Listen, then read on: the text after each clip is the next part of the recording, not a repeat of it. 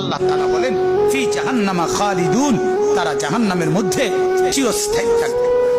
এরপরে শেষে যে আল্লাহ তাআলা বলেন, বড় আশ্চর্য কথা বলছেন, বড় ভয়ের কথা, তালফাহু ওয়ুজুহাহুম নার।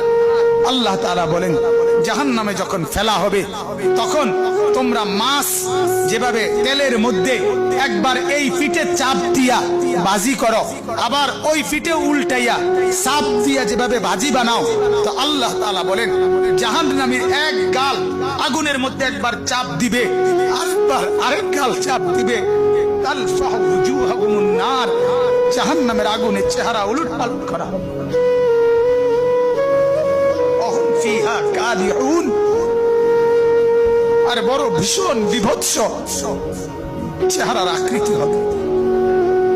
আল্লাহ আমাকে মাফ করে দেন, আল্লাহ তাআলা আমাদের সবাইকে মাফ করুন।